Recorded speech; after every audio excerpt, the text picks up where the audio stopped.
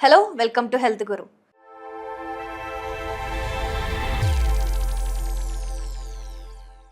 So మనకి రోజువారీ లైఫ్లో ఉన్న డౌట్స్ గురించి ఈరోజు మనతో పాటు మాట్లాడడానికి ఫిడికస్ హోమియోపతి నుంచి డాక్టర్ తేజస్వి గారు ఉన్నారు. సో ఆవిడతో మాట్లాడి తెలుసుకుందాం. Hello madam. హలో అండి.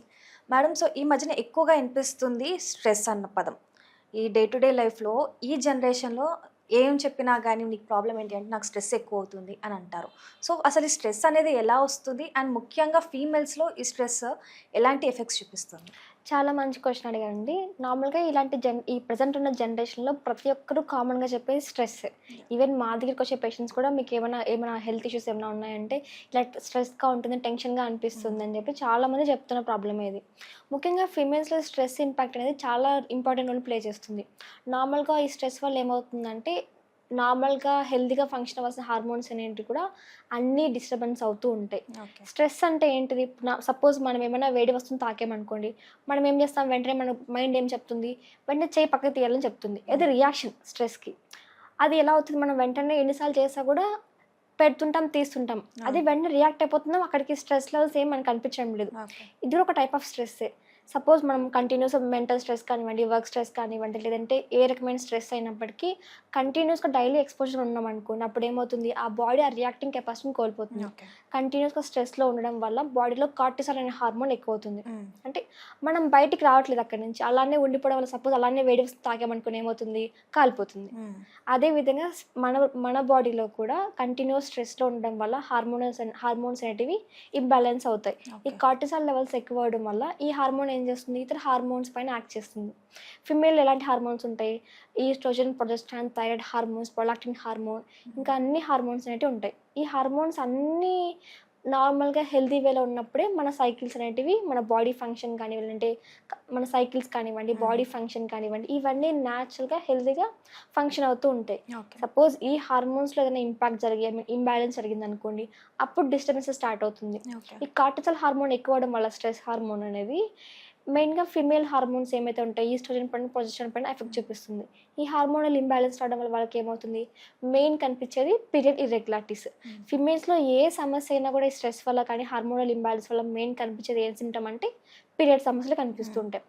ఈ స్ట్రెస్ వల్ల పీరియడ్ సమస్యలు ఏమవుతుంటాయంటే వాళ్ళకి పీరియడ్స్ డిలే అవ్వడం, సరిగ్గా రాకపోవడం, లేదంటే ప్రీవియస్‌గా వాళ్ళకి హెల్తీ లైఫ్ స్టైల్ ఉండడం వల్ల ఏమవుతాయి? న్యాచురల్‌గా ఎవ్రీ మంత్ 21-35 డేస్‌లో పీరియడ్ సైకిల్స్ అంటే మెయింటైన్ చేస్తూ ఉంటారు.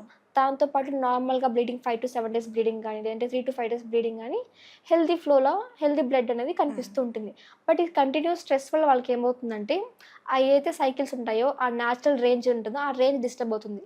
మోర్ దాన్ 35 డేస్‌కి పీరియడ్స్ రావడం, ఓకే. కొంతమందికి మంత్లీ రాకుండా 2 మంత్స్‌కి, 3 మంత్స్‌కి ఇలా సైకిల్స్ రావడం ఉంటూ ఉంటుంది. ఇంకా ఆ సైకిల్స్‌లో కూడా చాలా చేంజెస్ కనిపిస్తూ ఉంటాయి. ఈ హార్మోనల్ ఇంబాలెన్స్ వల్ల గర్భాశయం లోపల పొర అనేది సరిగ్గా ఏర్పడదు వాళ్ళకి. ఓకే. పల్చగా ఏర్పడడం జరుగుతుంది. దాంతో ఏమవుతుంది వాళ్ళకి? పీరియడ్స్ లేట్‌గా రావడం, దాంతో పాటు స్కాంటీ బ్లీడింగ్ అవుతుంది. స్కాంటీ అంటే 1 డే బ్లీడింగ్ కానీ, లేదంటే 2 డేస్ కానీ కనిపిస్తుంటాయి. ఓకే. ప్రీవియస్‌లీ వాళ్ళకి 5 డేస్, 3 డేస్ బ్లీడింగ్ అవుతూ నార్మల్‌గా ఫ్రీక్వెంట్‌గా ప్యాచ్ చేసే ఉన్న వాళ్ళే ఈ స్ట్రెస్ వల్ల ఏమవుతుంది? సడెన్‌గా 2 మంత్స్ నుంచి, లేదంటే 1 మంత్ నుండి వాళ్ళకి ఆ పీరియడ్ సైకిల్‌లో స్కాంటీ బ్లీడింగ్ కనిపిస్తూ ఉంటుంది. లేదంటే జస్ట్ స్పాటింగ్ కనిపించి పీరియడ్ ఆగిపోతుంది. ఇవన్నీ కనిపిస్తుంటాయి. ఇది మెయిన్ కారణం ఏంటంటే స్ట్రెస్‌లో ఉన్నప్పుడు. ఎక్కువ స్ట్రెస్‌లో ఉన్నప్పుడు, లేదంటే ఏదైనా మన బాడీ కంటిన్యూయస్ వర్కింగ్ ప్రెషర్‌లో ఉన్నప్పుడు ఏమవుతుందంటే ఈ హార్మోనల్ ఇంబాలెన్స్ జరిగి పీరియడ్స్‌లో సమస్యలు కనిపిస్తూ ఉంటాయి. ఓకే. ఇలా కంటిన్యూస్ అయిపోవడం వల్ల వాళ్ళకేమవుతుంది? పీసీఓఎస్ రావడం కానివ్వండి, లేదంటే థైరాయిడ్ ఇంబాలెన్స్ స్టార్ట్ అవ్వడం జరుగుతూ ఉంటుంది.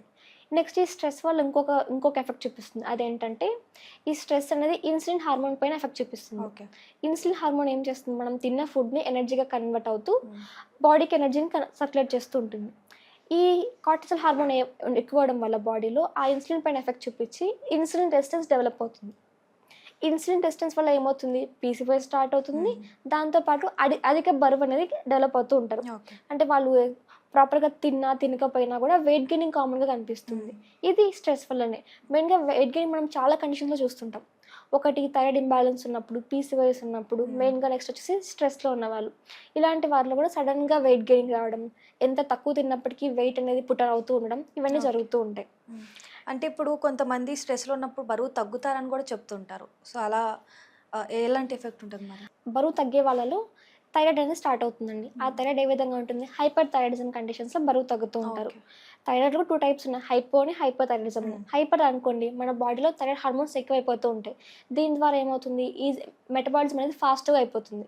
ఈ మెటబాలిజం ఫాస్ట్గా అయిపోవడం వల్ల తిన్న ఫుడ్ మొత్తం ఎనర్జీగా అయిపోవడం, లేదంటే ఎంత తిన్నా కూడా లీన్గా అనిపిస్తూ ఉంటారు, లేదంటే సడన్గా వెయిట్ లాస్ అనేది ఈ హైపోథైరాయిడిజం కనిపిస్తూ ఉంటుంది. ఓకే. ఇదే మెయిన్ రీజన్ దీనికి. ఓకే. ఈ స్ట్రెస్ వల్ల 2 రకాలుగా ఉన్నాయంటారు. Mental and physical stress. So ఏది ఎక్కువ ఇంపాక్ట్ చూపిస్తదంటారు? మెంటల్ స్ట్రెస్ ఎక్కువ ఇంపాక్ట్ చూపిస్తుందండి. ఫిజికల్ స్ట్రెస్ అనేది రెస్ట్ తీసుకుంటే తగ్గిపోతుంది. బట్ మెంటల్ స్ట్రెస్ అనేది చాలా ఇంపాక్ట్ చూపిస్తుంది. ఈ మెంటల్ స్ట్రెస్ వల్లనే కార్టిసాల్ అనే హార్మోన్ ఎక్కువైపోతూ ఉంటుంది. ఈ హార్మోన్ ఎక్కువడం వల్ల ఇవన్నీ డిస్టర్బెన్సెస్ కలుగుతూ ఉంటాయి. ఓకే. అందుకనే ఈ సపోజ్ ఈ పీసీఓఎస్ కానీ, లేదంటే ఫైబ్రాయిడ్స్ కానీ, ఇలా అన్ని కండిషన్స్లో కూడా మేము అసెస్ చేస్తుంటాం వాళ్ళని. స్ట్రెస్ ఏమైనా ఉందా, లేదంటే ఎలాంటి ఏమైనా బాధపడుతున్నారా, లేదంటే ఎలా మీ మెంటల్ స్టేట్ ఏ విధంగా ఉందని చెప్పేసి అడుగుతూ ఉంటాం. ఓకే. ఎందుకంటే ఈ ఎమోషనల్ స్టేట్ పైన డిపెండ్ అవుతుంటుంది ట్రీట్మెంట్ అనేది. 10 మంది ఒకలా రియాక్ట్ అవ్వరు కదా. కొంతమందికి స్ట్రెస్లో ఉన్నప్పుడు కోపంగా ఉంటుంది, కొంతమందికి బాధగా అనిపిస్తుంది, కొంతమంది చాలా డిప్రెస్డ్ ఫీలింగ్తో కనిపిస్తూ ఉంటారు. వాళ్ళకి ఇంకా థాట్స్ అంటే వ్యారీ అవుతూ ఉంటాయి, ఒక్కొక్క థాట్స్ లాగా కనిపిస్తూ ఉంటాయి. అందుకని మెయిన్గా ఏ ప్రాబ్లం అయినా కానీ ఫీమేల్స్లో ఫైబ్రాయిడ్స్ కానీ, లేదంటే పీసీఓఎస్ కానీ, ఎండోమెట్రియోసిస్ కానీ, ఏ టైప్ ఆఫ్ ప్రాబ్లం అయినా కూడా వాళ్ళకి ఫిజికల్ సిమ్టమ్స్తో పాటు ఎమోషనల్ సిమ్టమ్స్ కన్సిడర్ చేస్తాం. ఓకే. వాళ్ళ యాంగర్ స్టేట్ లెవెల్స్ కానీ, లేదంటే వాళ్ళ ఎమోషనల్ స్టేట్ ఏ విధంగా ఉంది, వాళ్ళు ఎలా రియాక్ట్ అవుతున్నారు, వాళ్ళ మూడ్స్ ఏ విధంగా ఉన్నాయి, ఇవన్నీ కన్సిడర్ చేసి ట్రీట్మెంట్ ఇవ్వడం జరుగుతుంది. మెయిన్గా ఎమోషనల్ స్టేట్కి హోమియోపతి చాలా ఎఫెక్ట్గా వర్క్ అవుతుంది. ఓకే. ఆ ఎమోషనల్ స్టేట్ని కంప్లీట్గా తగ్గేలాగా, వాళ్ళకి ఆ రిలాక్సేషన్ ఫీలింగ్ అనిపించేలాగా, ఆ కార్టిసాల్ లెవెల్స్ని బ్యాలెన్స్ చేసేలాగా హెల్ప్ చేస్తుంది. దాంతోపాటు డ్యామేజ్ అయిన హార్మోన్స్ ఉంటాయి, ఐ మీన్ ఇంబ్యాలెన్స్ అయిన హార్మోన్ ప్రొడక్షన్ ఉంటుంది కదా, ఆ హార్మోన్ ప్రొడక్షన్ని మళ్ళీ ఇంప్రూవ్ చేయేలాగా హెల్ప్ చేస్తుంది. ఓకే. అండ్ అలానే ఇప్పుడు చాలామంది ఎక్సర్సైజ్ చేయడం మంచిది అంటారు స్ట్రెస్ మేనేజ్మెంట్ కోసం. కానీ పీసీఓడి ఉన్న వాళ్ళకి హిట్ వర్కౌట్ అని చెప్తారు కదా, హై ఇంటెన్సిటీ, అవి చేస్తే మళ్ళీ కార్టిసాల్ లెవెల్ పెరుగుతుంది. సో అది చేయకూడదు, కొన్ని ఎక్సర్సైజెస్ చేయాలి అని చెప్తుంటారు. మరి దీనికి ఏమంటారు? నిజమే అండి. కొన్ని ఎక్సర్సైజ్ మాత్రమే చేయాలి. ప్రతి ఒక్కరికి ప్రతి ఎక్సర్సైజ్ అనేది సెట్ అవ్వదు. వాళ్ళ బాడీ కండిషన్ ఒక సిమ్టమ్స్ని బేస్ చేసుకొని ఎక్సర్సైజ్ చేయమని చెప్తుంటా. మెయిన్గా పీసీఓఎస్ ఉన్న వాళ్ళు ఏంటిది, ఒబేసిటీ ఎక్కువగా ఉంటుంది అండి. పొట్ట చుట్టూ కొవ్వు పేరుకొని పోతుంది. వాళ్ళకి ఏం చెప్తుంటాం, పెళ్ళికి ఎక్సర్సైజ్ ఎక్కువ చేయండి అని చెప్తుంటాం. వీళ్ళకి ఇలా చేయడం వల్ల ఎక్సర్సైజ్ తగ్గుతుంది, దాంతోపాటు స్టడ్నెస్గా చేయొద్దని చెప్తుంటాం. ఓవర్గా ఎక్సర్సైజ్ కూడా ప్రాబ్లమాటిక్ కండిషనే. ఓవర్ ఎక్సర్సైజ్ చేయడం వల్ల కార్టిసాల్ హార్మోన్ పెరిగిపోతుంది. ఇది కూడా ఒక బాడీ ఒక హీట్ అనేది డెవలప్ అవుతుంది దీనివల్ల కూడా. అందుకని ఎక్సర్సైజ్ చేయాలి, దట్ మినిమల్గా హెల్దీ వేలో చేసుకుంటూ ఉండాలని చెప్పుకుంటాం. ఓకే. సో మరి హోమియోపతి తీసుకున్నప్పుడు ఆ స్ట్రెస్ లెవెల్ అనేది ఎలా మేనేజ్ అవుతుంది అంటారు దాంట్లో? అంటే అసలు మెయిన్ స్ట్రెస్కి మెయిన్ రీజన్ ఏంటి, వర్క్ టెన్షనా, లేదంటే ఫ్యామిలీ టెన్షన్సా, లేదంటే ఆ స్ట్రెస్లో ఉన్నప్పుడు వాళ్ళు ఏ కండిషన్లో రియాక్ట్ అవుతున్నారు. కొంతమందికి చాలా డిప్రెస్డ్ ఫీల్ ఉంటుంది, సాడ్ థాట్స్ వస్తుంటాయి వాళ్ళకి, లేదంటే వాళ్ళకి ఏదైనా హార్మ్ చేసుకోవాలనే థాట్స్ వస్తుంటాయి. ఇలా అలాంటి థాట్స్ ఏమైనా ఉన్నాయా, లేదంటే ఎలాంటి బిహేవియర్ వాళ్ళు కోరుకుంటున్నారు, ఇవన్నిటిని కనుక్కొని దానిపరంగా ట్రీట్మెంట్ ఇవ్వడం జరుగుతుంది.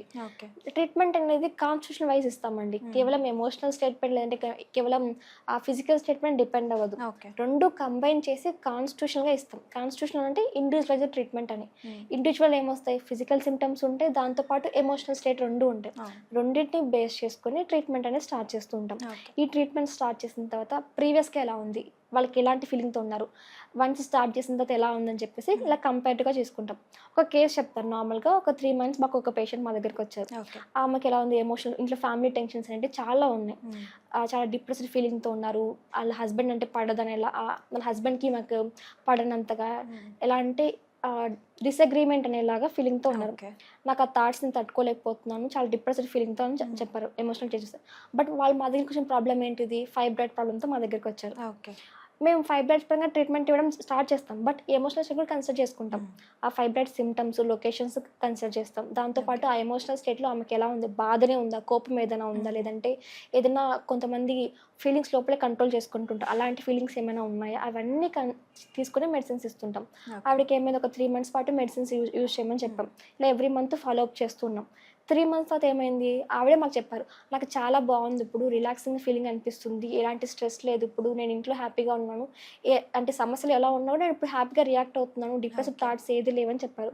దాంతోపాటు స్కాన్ రిపోర్ట్లు ఏమైనా మనకు ఆ ఫైబ్రాయిడ్స్ కూడా తగ్గాయి ఆమెకి. అంటే అక్కడ మెడిసిన్ వర్క్ అయింది.